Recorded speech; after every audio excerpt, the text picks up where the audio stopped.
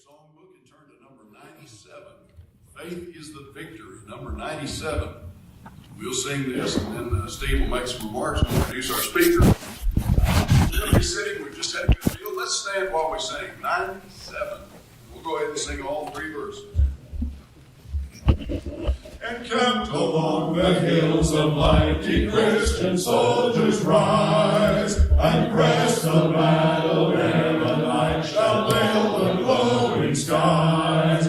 Against the foe in vales below, let all our strength be hurled. Faith is the victory we know, that overcomes the world. Faith is the victory. Faith is the victory. Oh, glorious victory that overcomes the world. His banner over us is love, our sword, the word of God. We tread the road the saints above with shouts of triumph trod. By faith they like a whirlwind's breast went on o'er every field. The faith by which they conquered death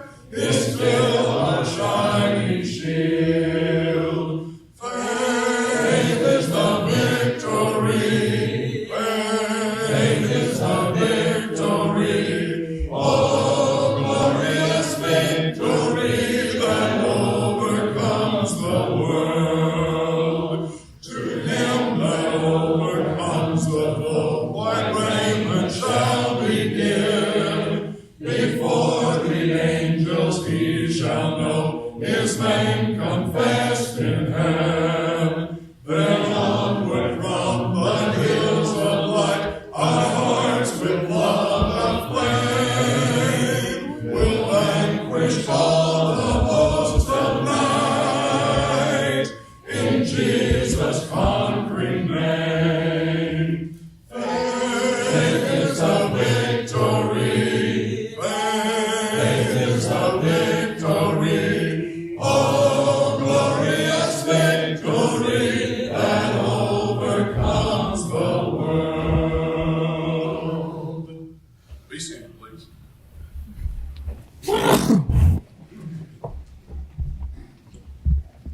Thank you all for being here in this wonderful time, the joy of fellowship, having had the meal together, and now back here with the Word of God once again. Thank you so much. I want to say thank you today for helping us with the song leading. He has a tremendous voice. He's a wonderful helper in the Lord's kingdom. We appreciate him very much. I wanted to mention also, please visit the displays when you get a chance. Some good information out there, as well as some opportunities to purchase some good books. So look that over when you get a chance, please. Also, I want to let you know that there's a sign-up sheet on the lectern out in the foyer for the USB drive. We're going to be duplicating the lessons on USB drives. Y'all know what that is. Over in Alabama, we call them doohickeys. Thumb drive, flash drive, whatever you want to call it. But anyway, they'll be available, and we'll be mailing those out after the lessons are over. Now we have the opportunity to hear a lesson on the best marriage verse in the Bible that's not really about marriage. I'm anxious to hear that. And our speaker is Brother Todd Clifford. He got wise and moved from Dexter, Missouri to Alabama. And married his wonderful wife, Rod, also known as Rhonda Bridges. Please keep them in your prayers while he's away from them. He'll be going back tomorrow, Lord willing. They have 2 children, Shelby and Jeffrey. They're graduates of Frieda Hardeman. They have 4 granddaughters. Very blessed. He's been preaching for the Burleson Church of Christ in Hamilton, Alabama for the 28 or 28 years, and is now serving as an elder there as well. That's a double blessing. He's a missionary as well. He's made many trips to Ghana and to also East Africa, Kenya. He works from house to house, and I was amazed when I looked at this.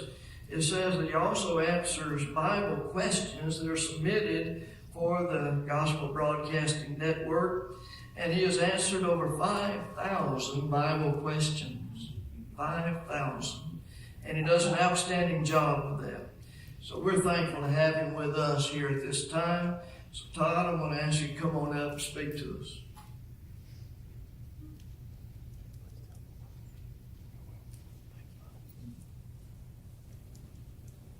Open your Bibles to the book of Ruth, chapter 1.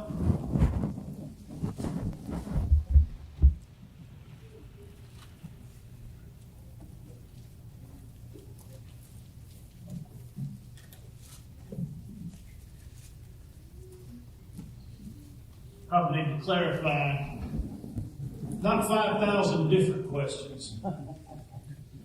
4,900 of them were where did Cain get his wife?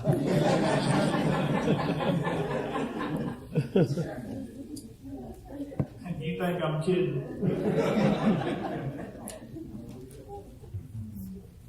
I grew up in Dexter, Missouri, a little town in the Boot Hill in the southeast corner of the state of Missouri. My grandparents left northwest Alabama. Both of my grandparents were born and raised within about 4 minutes of where I live right now. I've always wanted to live where I live right now. All my life I wanted to live in Alabama, and not just Alabama, Marion County, Alabama, and not just Marion County, Alabama. I wanted to live in the Pierce's Mill community of Marion County, Alabama. And in 1996, that desire was fulfilled, and I have never entertained any ideas of leaving. And so I've been blessed to be with the church there, and so thankful for the opportunities that they afford me to be at places like this. I'm thankful to them for that. I grew up in the Lord's Church in Dexter, Missouri, and the church or the elders in that congregation had a policy, and to my knowledge, the policy still stands today, that there is no instrumental music to be played in the building for any purpose whatsoever. Not weddings, not funerals, not to bring instruments in. Neither can you play recorded music that contains instrumental music. That's just always been the policy at the Dexter Church of Christ. Now, it creates interesting situations when those girls want to get married in the church building. And so all of my life, every single wedding, every single funeral that was ever conducted in that building was done to live a cappella singing. And I was, when I got old enough, a part of the group. There was about 15 or 20 of us that would gather together when a wedding, particularly when a wedding was coming up. And by the way, we sang everything from Perry Como to Chicago. And I remember distinctly, on Sunday nights, the group normally would meet in our home, and we would practice for the upcoming wedding. And one song that was almost always sung in all of these weddings was from our text, from Ruth chapter 1 and verse 16 and verse 17. From a song written in 1954 by a man by the name of Guy Singer. The song was recorded by Les Paul that same year. Was made considerably more famous in the broad realm by Perry Como in 1958 or 59. And the words of the song are, "Whither thou goest, I will go. Whither thou lodgest, I will lodge. Thy people shall be my people, my love. Whither thou goest, I will go. For as in love's story long ago, the same sweet love story now is so. Thy people will be my people, my love. Whither thou goest, I will go. I reckon that Guy Singer must have been a preacher, because he ripped that verse so far out of its context to make a really good song. Like so many of us can do and make a really good sermon. Right? We do that sometimes, don't we? I'm not going to ask for a show of hands, but if I was going to ask the preachers here, how many of you have preached a sermon on what God hath joined together that didn't have anything to do with marriage? I see Eddie's already nodding his head. He joined Christ in the church. There's all, but in other words, we took that verse and we made a sermon out of it that didn't have anything to do with context. And Guy Singer took this verse and made a hit song out of it. And the irony is, it's actually an anti-marriage song. Maybe not anti-marriage is the right word. But the statement, that Ruth makes in this verse indicates that she has no desire or intention of ever marrying again. And yet we've taken a statement of a woman to her mother-in-law about never marrying again and have created a song and a sermon for marriage that the text never ever intended. But if this were a verse about marriage, and if, as I have been assigned to do, make it a text about marriage, this is what I would do. I would join this verse to Genesis 2 and verse 24. And I would begin with, wherever you go, I will go, leaving. Therefore shall a man leave his father and mother. And I think about great wives of the Bible who practiced the art of leaving. In Genesis chapter 12, God said to Abram, "Get thee from thy country, from thy kindred, from thy father's house, and go into the land that I will show thee. And I'll bless thee and make thy name great, and thou shalt be a blessing. And I will bless him that blesses thee, and I'll curse him that curses thee, and in thee shall all nations of the earth be blessed." Can you imagine the look on Sarah's face when Abraham walked into the tent and he said, "Sarah, pack your things, we're moving." Where are we moving? Don't know. How long will it take us to get there? Don't know. How will we know when we get there? The Lord will tell us when we get there. The Lord will tell. Can you imagine? Look, again, I can picture the look on my wife's face if I was to walk in and tell her that. And then to consider all the things that were entailed in the life of Abraham and Sarah from that time forward. Not just to leave the heart of the Fertile Crescent in what is probably modern day Iraq and travel all the way now to what we would know as modern day Israel, but then to journey southward into Egypt. And again, the travels were not done. And on two different occasions to present herself as Abraham's sister rather than as his wife. I mean, this is a woman who was committed to the Genesis 2:24 of leaving. I think about Zipporah. We often don't think about her, do we? And yet Moses had gone into the land of Midian and had resided there for 40 years, and by all accounts he'd been married about 40 years by the time that the Lord called him to go back to the land of Egypt, to go get a bunch of people that she had no idea anything about them other than what he had said, and followed him all the way to Egypt, and then back toward the promised land. There's some great texts about some great Bible women who were leavers. I even think about my own wife. My wife didn't marry a preacher, and she didn't marry a preacher student. She married a farm boy with an agriculture degree. And I worked for Tennessee Farmers Co-op at the state headquarters there in Laverne, Tennessee, just outside of Nashville. And Rhonda had a job in her field of study. She has a degree in accounting, working for an architectural firm there in Nashville. And all of a sudden, we make the decision, we're going to pick all that up and go somewhere else. Now, I had an advantage.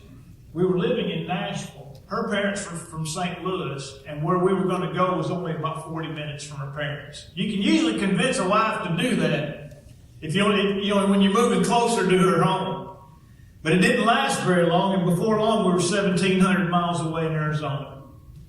But she's a wife that practiced leaving. Whether you lodge, I will lodge. Cleaving. Therefore shall a man leave his father and mother and cleave to his wife.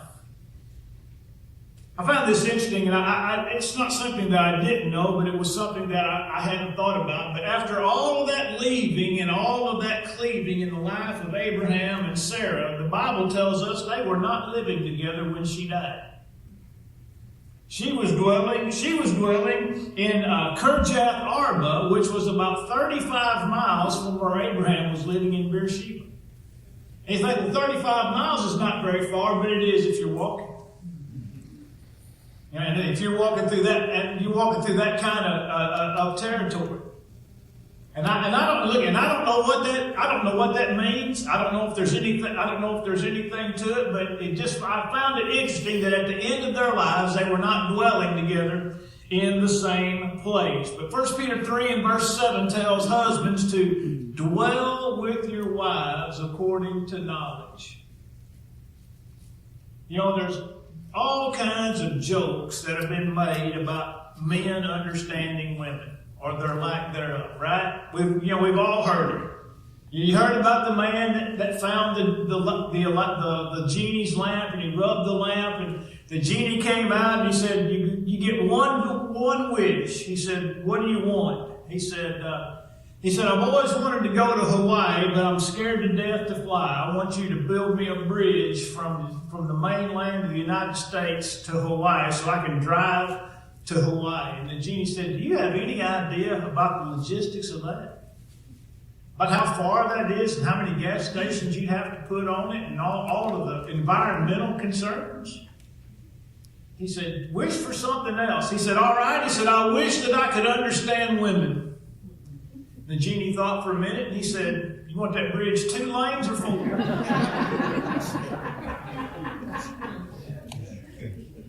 See, all types of jokes about men being not able to understand women. But listen, women are not that difficult. I'm going to say that. If you remember what I said at Arlington the other night about women, I said they're all crazy.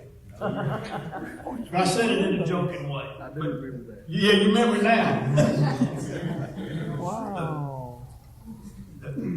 Women are not that difficult to understand. Just do for women what Christ did for the church, and your woman will be happy. Now that's just a rule of thumb. I mean, why would Peter say, "Dwell with your wives according to knowledge," if it was not possible to understand women?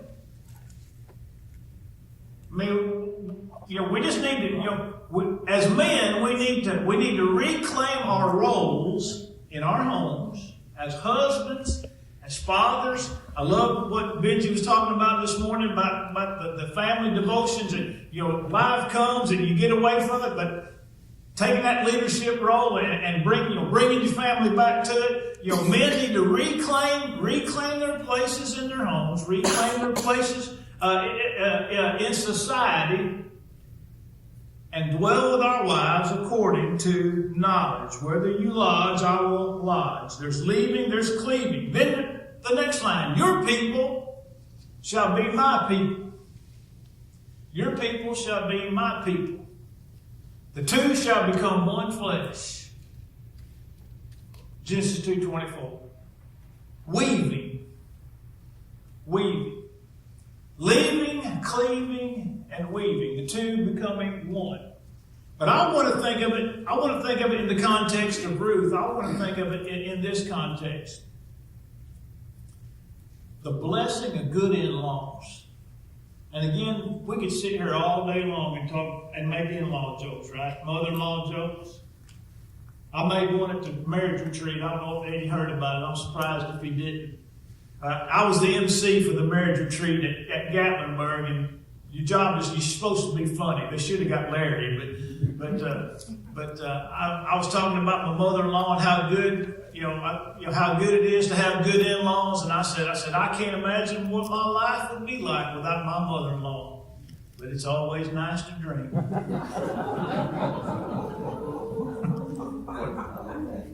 See, that's a terrible joke, isn't it? And yet y'all laugh. You all laugh. My mother-in-law's been a great blessing to me. She's been a great blessing. And I believe that my wife would tell you that her mother-in-law's been a blessing to her. We've been blessed because we come from two Christian families. That we've been blessed to have good in-laws. And the story of Ruth is a story of the blessing of in-laws. Now, I want you to think about this. Even though we don't know anything specifically about Naomi as a mother-in-law, we know one thing. She had to be one bang-up mother-in-law. Right? She must have been one of the best mother-in-laws that ever lived. I mean, imagine, here she is in a foreign land, the mother-in-law of two women who born and raised in that land. And then they're ready to what? Leave that land without their husbands and go with Naomi back to the people, or the land and the people of God. What kind of mother-in-law must Naomi have been to Orpah and to Ruth? A great blessing. And then to turn around, and not only her being a great blessing to them, but then of course, we know how the book of Ruth turns out, that Ruth ends up being a great blessing to Naomi. And she goes out and she, as Brother Shanks spoke this morning about where have you gleaned today? You know, Ruth went out and worked so that both she and her mother-in-law could eat. And then when you read a little further down there into the chapter, and it says that Boaz gave her a bite of that parched grain. And it says that she ate some, but then what did she do? Stuck some aside to carry back to her mother-in-law.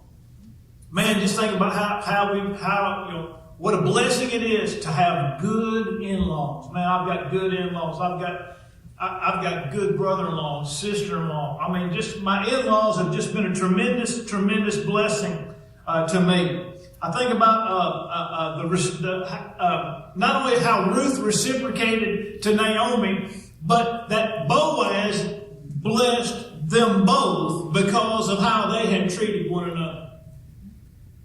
And surely Boaz would have understood that Ruth was so good to Naomi because Naomi had been so good to Ruth.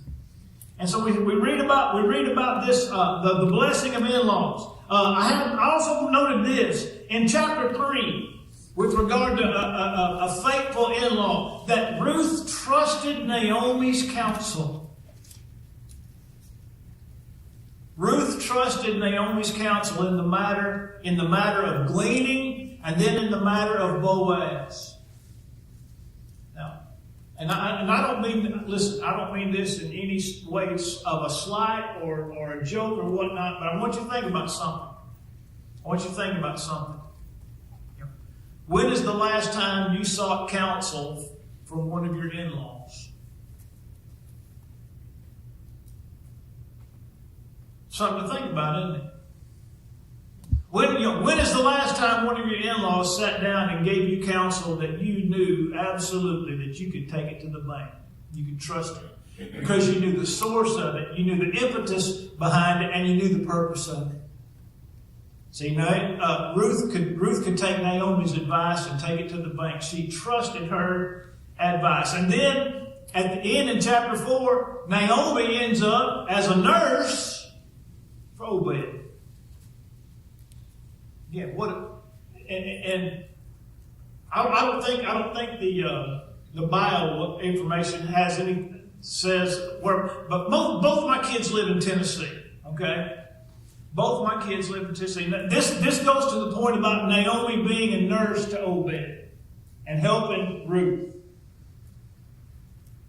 Both of my kids live in Tennessee. Jeffrey lives in Jackson, and Shelby lives in a little place called Cunningham, which is between Dixon and Clarksville, about an hour, a little over an hour west-northwest of Nashville. All right? My son's mother-in-law retired from her job so that she could take care of. They just had their second baby in March, and the first one's not even 2 years old yet. But she retired from her job so that she could take care of Maisie. That's my son's oldest daughter, and now she's going to take care of Maisie and Caroline. You think about what a blessing that is to know that my grandchildren are being cared for by a Christian grandmother. But don't you know it hurts my wife that she couldn't retire? My daughter lives in Cunningham, and you can almost, well, in fact, you can see her mother-in-law's house from the back porch of her house. And how they've been a blessing to my family, and helping Shelby with her two girls. My oldest granddaughter just turned 4, and then I had three born in about 17 months. Started piling them in there, all girls. But again, what a blessing my sons' in-laws have been. What a blessing my daughter's in-laws have been. Again, it hurts my wife not to be that one. It hurts her not to be the one that lives in the house that you can see from the back porch. It hurts her not to be able to be the one that can retire and take care of those grandbabies every single day, Monday through Friday. But even though it hurts, we're still thankful. We're still thankful for the blessing of good in-laws. Then number 4, your God shall be my God. There's leaving, there's cleaving, there's weaving, and there's believing. Believing. We need to remember and understand that God joins all people together in marriage.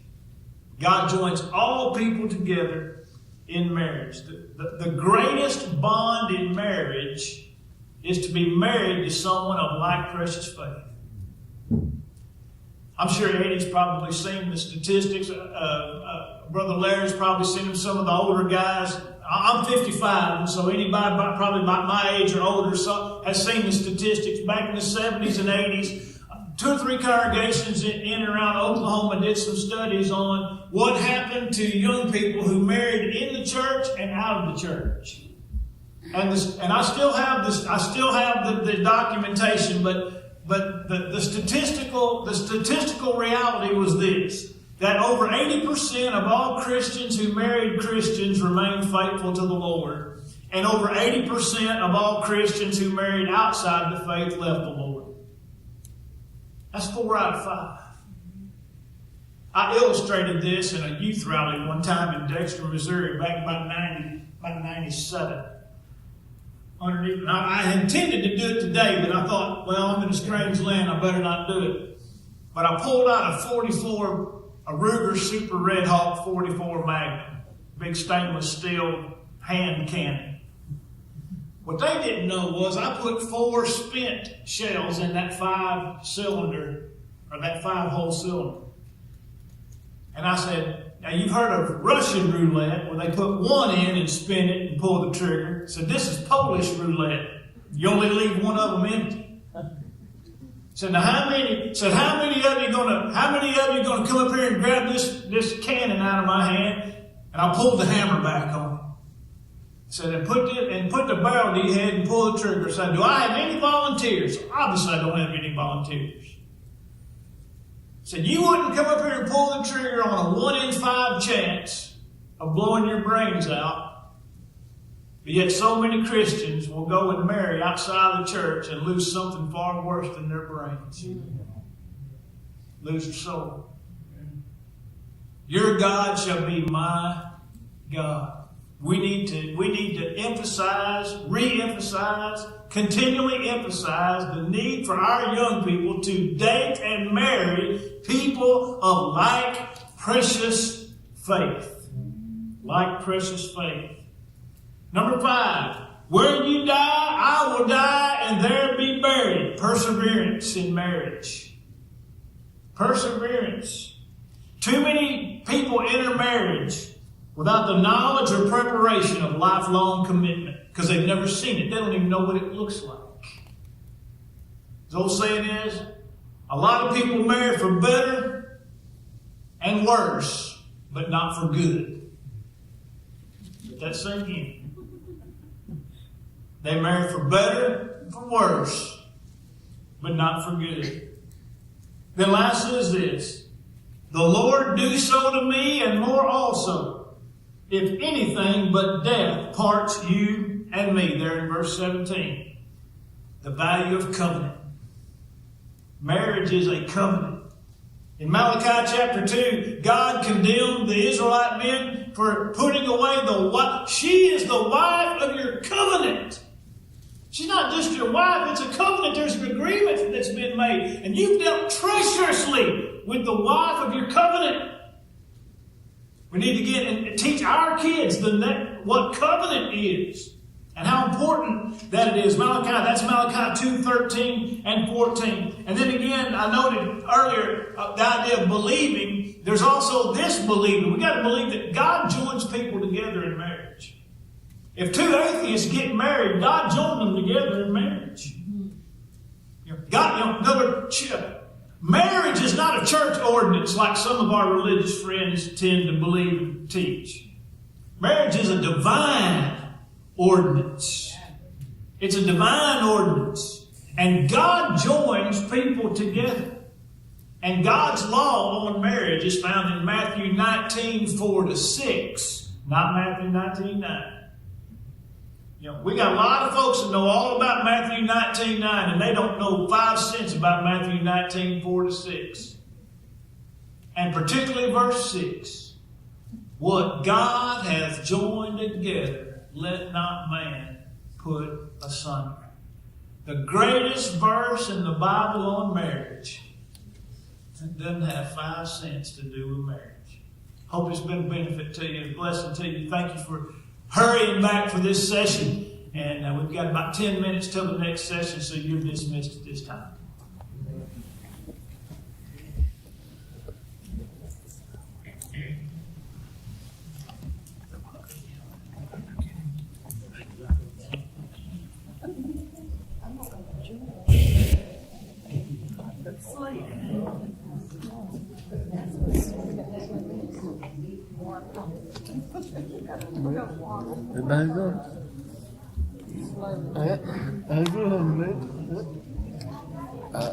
I guess are you taking a class? Are you going to do it? Yes, I'm up next. You can do that? Yeah. I'm glad to see some recording all this. I put all this back. You're on YouTube? Oh, yeah.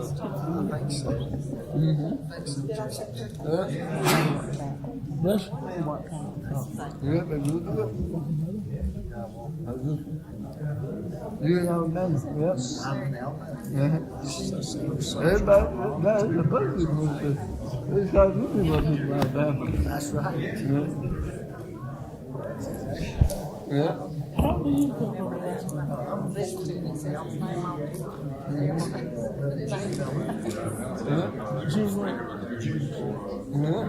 Okay. Yeah.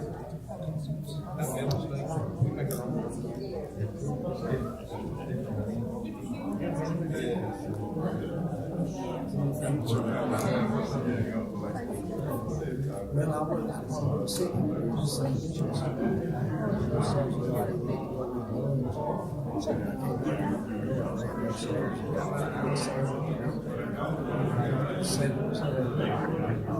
Yeah,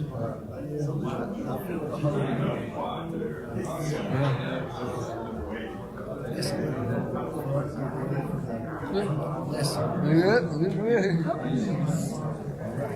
Good job. Good job.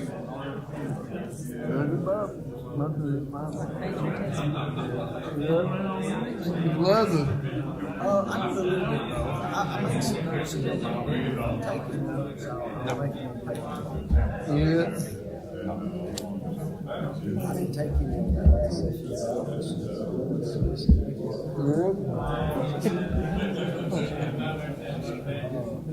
Yeah, because it's a lesson. Yeah.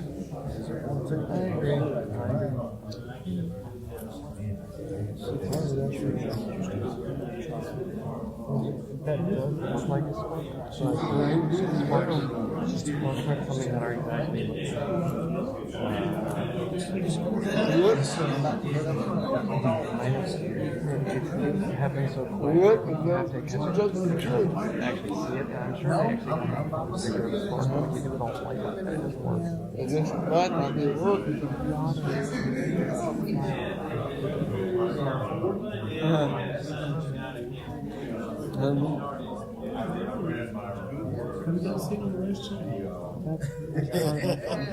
I have. I'm actually in a railway station. I had a trip and I ridden in a Jeep Cherokee around. And that's not a good experience. I tell you. It is a big drop.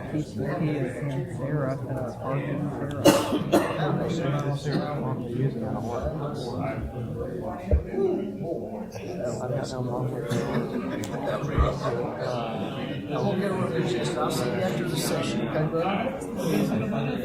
Okay. All right. That sounds good. Good, got ready. Get you good. I will give it I ran there and I studied a bit. I just squeezed me in a sandwich.